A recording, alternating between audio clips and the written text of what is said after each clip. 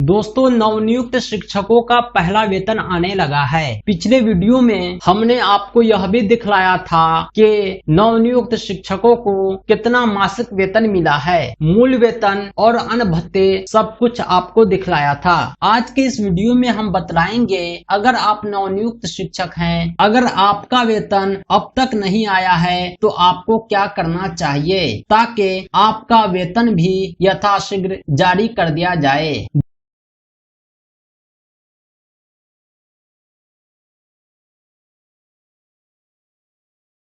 दोस्तों, बिहार शिक्षा परियोजना परिषद द्वारा सभी जिले के जिला शिक्षा पदाधिकारी, जिला कार्यक्रम पदाधिकारी को यह आदेश दिया गया था कि समग्र शिक्षा अंतर्गत कार्यरत प्रारंभिक शिक्षकों के माह जून 2022 तक के वेतन भुगतान हेतु राशि उपलब्ध कराने के संबंध में एक बड़ी सी रकम शिक्षकों के वेतन भुगतान के लिए उपलब्ध कराए गए थे और यह आदेश दिया गया था कि जिले में शिक्षक वेतन मद में पूर्व से उपलब्ध राशि का अपने स्तर से समीक्षा करते हुए मुख्यालय से निर्गत पूर्व के निर्देशों का अनुपालन करते हुए राशि प्राप्ति के 24 घंटे के अंदर वेतन भुगतान कर राज्य कार्यालय को सूचित करना सुनिश्चित करेंगे। यह आदेश 28 जून 2022 को जारी किया गया था और मात्र 24 घंटे का समय दिया गया था कि इस अवधि में आप शिक्षकों का वेतन भुगतान कर दे।